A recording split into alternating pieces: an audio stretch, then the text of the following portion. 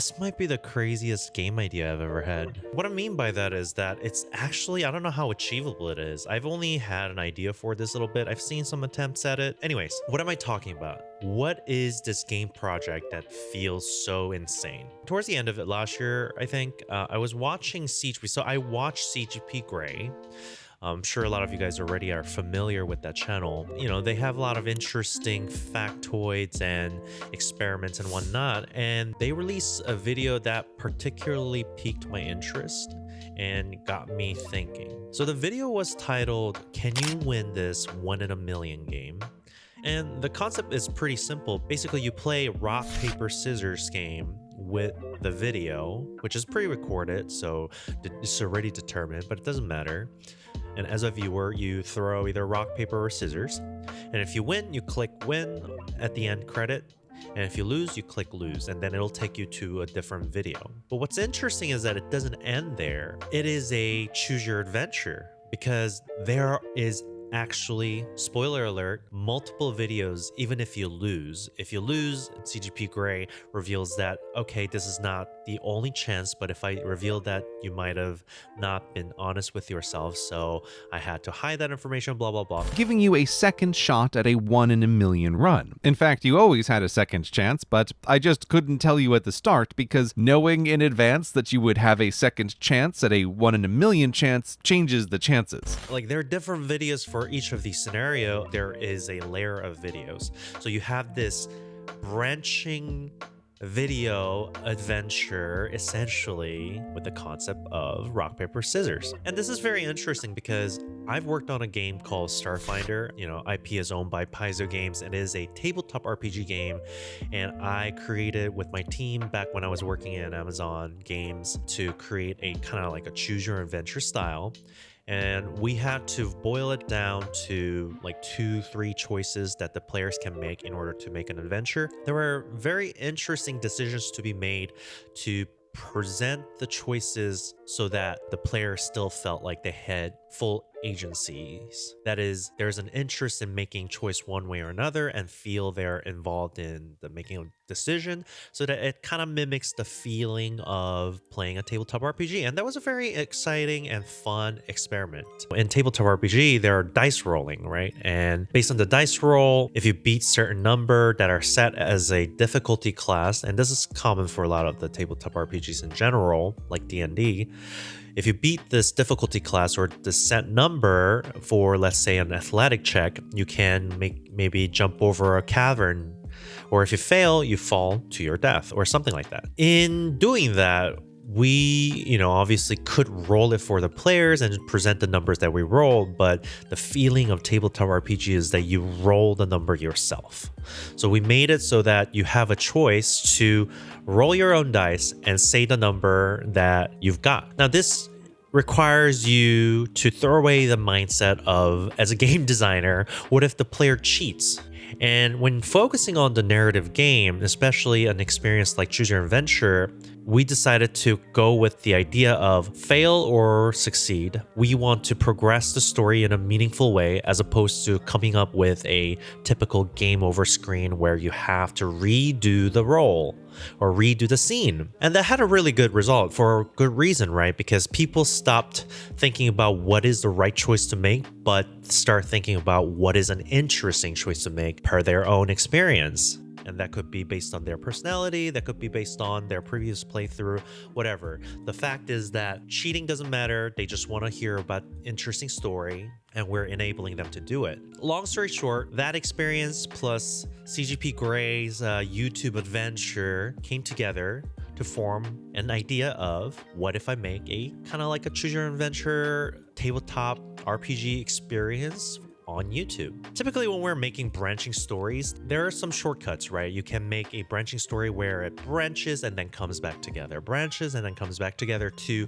keep the curated story going without having this unruly branches of scenarios where you have to manage. And that is a shortcut to create the illusion of a lot of content, a decision, without having to actually make every single branch story. If you haven't been living under a rock, you probably are aware of the game called Baldur's Gate 3. What's amazing about Baldur's Gate 3 is that you soon realize lot of the choices have very unique results and payoffs, which is a lot of work. Like if I stole this person's item here and then interact with them there, like they behave or respond differently or something like that. And a lot of times in big game companies or big companies, they opt out of making decisions like that to do a lot of the manual work of writing new storylines for each of the decision, because while it's interesting for the players, it's hard to create all these things efficiently, right? It costs money, it costs time. It'll take a lot more time to manage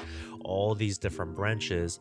But, through grit and determination and love of the game, they did it. So rather than asking myself the question of how do I simplify the work I need to do to mimic or create an illusion of a lot of content, for this very experience, I'll go ahead and do my darndest to create every single branches. I'm assuming it's gonna be about 10 decisions, and at the end of the 10 decisions you have your character, and best case scenario you have 2 decisions to make per level. So that means it goes from 1 and then it becomes 2 branches, right, left or right, and then that 2 becomes 4 becomes 8. It's basically base 2 exponential growth minus 1. So it'll be 10 2 to the power of 10. 2 to the power of 10 is 1024 nodes. The 1024 nodes minus 1 is 1023. Number of videos that is required to make a 10 level deep adventure is 1023. So I'm gonna do it. And I'm serious. I'm about to make 1023 videos for a single game. Wish me luck. Okay, there's a lot going on right now. I have been working quite a bit for, I don't know, a week, 2 weeks even, I think, since I last recorded. It's been quite a lot. I know I set out on this journey expecting that this was going to be a lot of actual manual work, but even then it is quite a lot. Good news is that I actually got all the writing finished. There are still some works to be done. At the least I got all the branches written out, and I made sure, even though I was really tempted to do so, to not take any shortcuts in the story and only reuse the scenes or only reuse the narrative portions if it made complete sense to use them. It's not quite 10 level decisions, as I was saying, so it's not 1024 different videos. The longest chain, and mind you, I didn't purposely stop the experience short just to save myself work.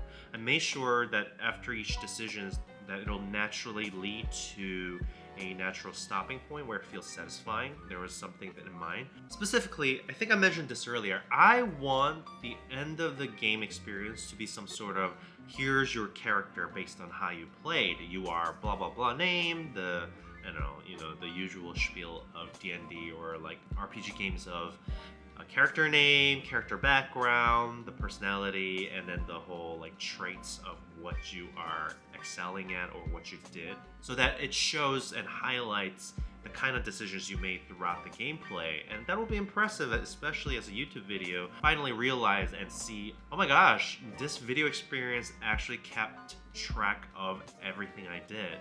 And that is exciting, I think. Personally, I think it is exciting to be acknowledged for the things that I do in the game. So we'll see how that goes. Because YouTube video, the decision making at the end, I can't say, hey, if this player has gone through this history, then go to this specific video instead of this video in the end card. There's nothing like that. It's hard-coded. I have to say, okay, this is all complicated. It's hard to understand what's going on by just me explaining it. Even I'm getting confused as I'm saying this. So let me show you what I mean real quick over here. Okay, just look at this. All right, I can't even fit all this in a screen properly. So this is the story right now. You can see it goes from 1, 2 split, 2 split. I made sure at every decision there is a 2 decision. And you can see it goes all the way up here. And funny thing right here, it says 32 different endings based on the conditions that are satisfied here. And I made the logic right here so that, it goes to different ending based on the kind of conditions that are satisfied. The problem is YouTube doesn't have functionality to support this type of conditional switches, so I have a solution. In order for me to do that, I need to write some program that allows me to kind of automatically build these video stitches that automatically stitch different type of videos together to create one single video that I know to upload and then point to the right thing. So I'm gonna do that. I'm just glad I'm done with the story writing. I just need to get to creating this program that writes the script out, and I can record the video, which I think is gonna be a lot of work as well. Might be a little awkward. I haven't even thought about, okay, so here's another thing. If I do the recording, do I want to make it so that there are some images? So it's interesting, right? Like maybe like a visual novel, have like characters pop up. Because some portions, I think maybe there are some challenges of understanding what's actually going on through hearing my voice only.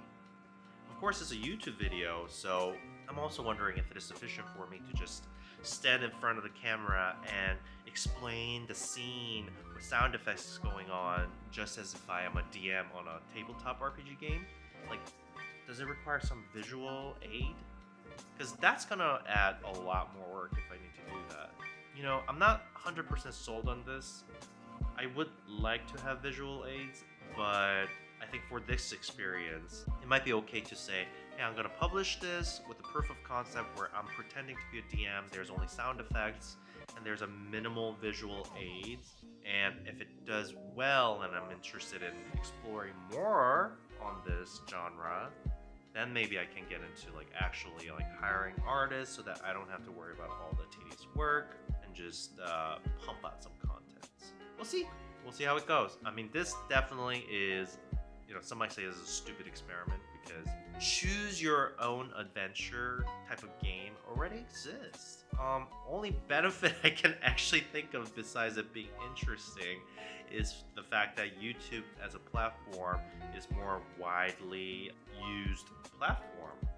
So people don't have to download, they don't have to buy anything, and then I'm leveraging on the ad revenue that YouTube generates. There is a model of game development where it's called free to play and then it uses ad to pay for the game.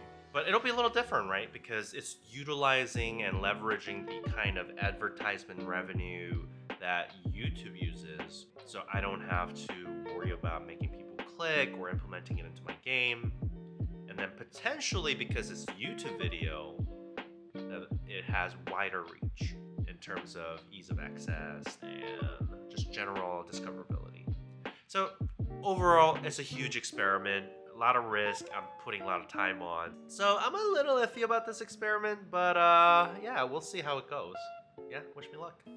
Okay, March 4th, 2024, doing a painting demo for explaining some stuff. Before I do this, I gotta get my little sip. I mean, I've been cutting my coffee out, not because I'm afraid of coffee. I'm just trying to enjoy the taste of the coffee instead of drinking coffee for the sake of caffeine. What I'm doing here right now is I'm gonna try and explain real quickly what I'm thinking about. So let's say we have two scenes, scene A and scene B, where in each of these scenes, there are some scripts that needs to be recorded, and it represents a kind of like a cut of a video. And I have another scene called scene C. Oh, that's hard to say. Scene C. You know, hindsight, it's a bad decision to use alphabet. But anyways, you get it. You get the point. So there's a node C with another series of script over here.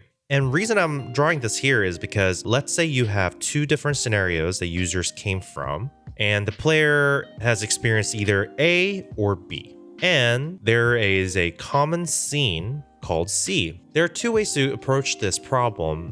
And so the most obvious way to do it is, let's say I have some script in C that should follow scene A.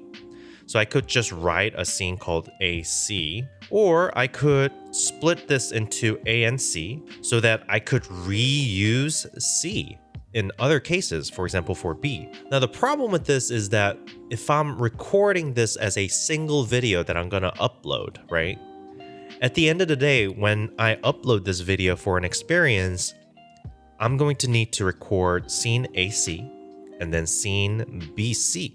These are the two videos I need to upload as a two separate video. Now, when I'm doing this, I could either record A plus C and then B plus C again, right?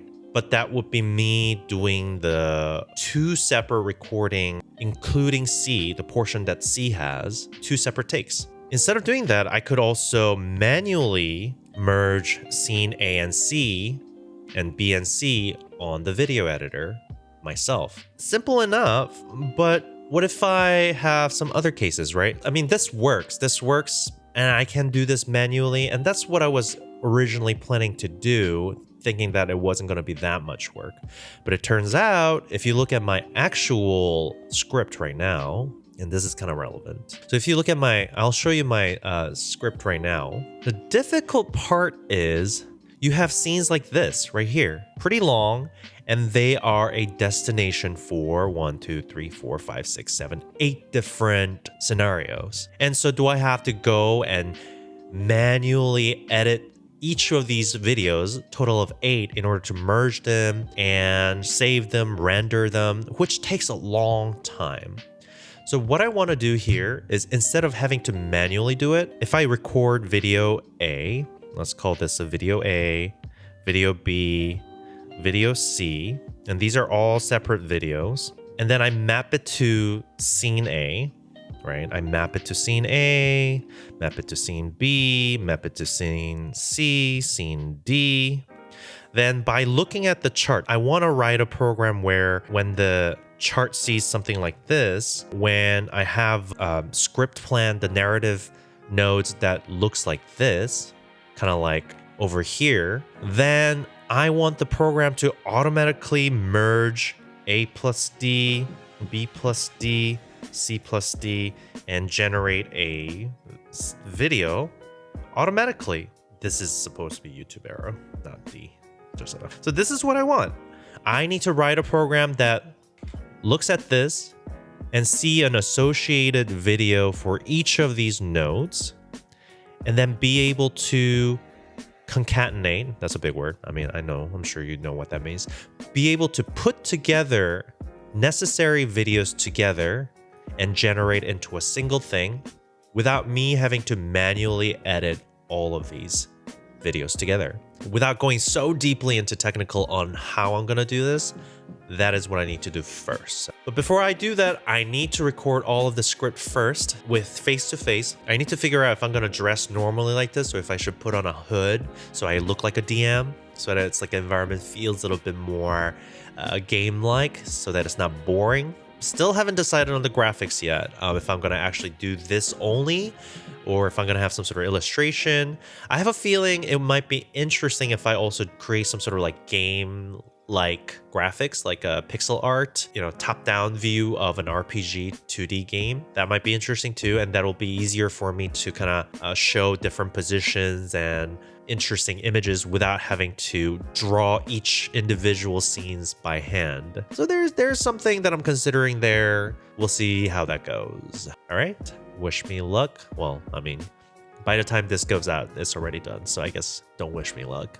Hopefully it's done and it's actually published. Okay, it's been 1,000 years. It's been a while. I am making an update. I've been working for a few days now on that art. I feel pretty good about the pixel art I've been working on so far, and then I got some cool updates, so I'm gonna show that real quick to show what I have. And there is an interesting change of plan on what I want to do on this first iteration of the game and the experience. So real quickly, what I have concluded is that instead of just focusing on making all the scenes and all the videos into a single experience and release it all at once onto YouTube, I thought, you know what? These individual scenes can stand alone as a video, and then there's an experience of waiting on the choices that I make, and then the next video gets released. Of course, it's not as good of an experience on YouTube, so I thought to myself, where would be a good platform for this type of experience? And I thought, well, there's a short form, there's YouTube Shorts, there's what else? TikTok,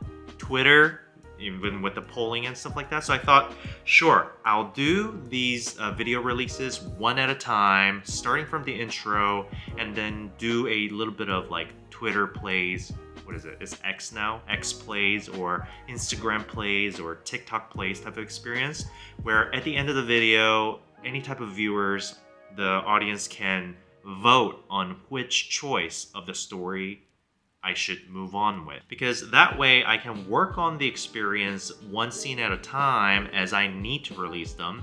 And at the end of the experience, when I have all the things ready, I can publish it on YouTube all at once. And then there will be a kind of customizable experience that each individual players or audience can play. And I think that's a pretty cool idea. I think it's a good solution. So let me show you real quick what I have so far. I really like this, but you can see that I have this pixel art set up real quick.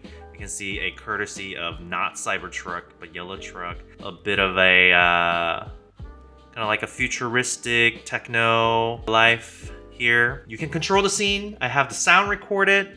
I'm excited to show you this real quick. Here, let me switch over to screenshot. So we have this pixel art going on. You can see that it has this like kind of like futuristic neon city thing going on. You have a little person. It's like a little Tess. So this is a scene where there will be two rival gangs fighting and there's going to be a story playing out. So I did this test. I got a lot of feedback from a local community of game developers. So this was very helpful. Now, I didn't just do that only, obviously. As you can see, I have a character animation where there's a shooting person and then there's like a draw. And I used all of this together to set up a scene on my game engine. Now, why did I do it on my game engine? Like, I'm not going to get into a detail, but basically what I need to do is I need to set up a scene, right? You have a scene, and as the game or the story experience plays out with the audio that is my recording or my voice acting of the situation, I want to show different parts of this screen, right? I want to zoom in here at this part. If I'm saying this sentence, go zoom in here, play this animation, move on to the next subtitle, like that kind of stuff. So I need something where I can plan the scene. So I made that. And luckily, my dialogue manager program that I created allows me to do that pretty easily. So I want to kind of showcase that real quickly and show how useful it is for me. And, you know, maybe there's a tutorial in the future how to do this. But I'm pretty excited. This is pretty fun here. So if you remember my dialogue manager, this is my dialogue manager. So we have scenes and whatever. And you can see here, I have different signals I set up where I have signal camera. So this is a camera control. Like I can control the camera position. I can control starting the sound. And then over here, you have these texts that I recorded. And mind you, it's a single audio. So what's happening here, you can see, let me see if I can show you the audio. So there's a single audio. I'm going to play this real quick. It's a 83 seconds audio. You consider where it all went wrong. Did it start with you skipping your daily coffee, or was it when you missed the train this morning? Okay, well, I mean, you get the point. So the problem is it's a single audio that I edited together, and I need to show different parts of the text at different point of the audio instead of showing it all at once or showing it randomly. So I made a system where I can wait for the sound. So you can see right here, for example, you hear the sound effect. You consider where it all went wrong. Did it start with... Okay. So I mean, I passed it a little bit, but basically I pause it on where I heard, you consider where it all went wrong, right? Like I want to show this one only and then wait before moving on to the next one. And that sentence, when you look at the audio track, ends at 6.13 seconds. So I'm making it so that wait on the sound for this particular sound file till it hits 6.13 seconds. And then move on to the next, read it, 11.20 seconds, all that. So what do I have so far? I have the camera control, I have the wait on the sound file, I have the way to play the sound. And then as the sound plays, I have different markers to show the dialogue. So let me show you what that experience looks like. And basically the idea is I'm going to polish this a little more and then make that into a video by recording it and then publish it. And hopefully every one of you can go to either my TikTok that I'm going to create or Instagram or Twitter or X, whatever you want to call it, and vote on the experience and continue to have me be encouraged to do this experience. At the end of the day, we'll have YouTube videos. So anyways, this has been so fun so far. Let me just show you real quick. So let me show you what it looks like. You consider where it all went wrong. Did it start with you skipping your daily coffee, or was it when you missed the train this morning? As you hopelessly trace back the countless decisions from the day, a voice comes into focus. Hello?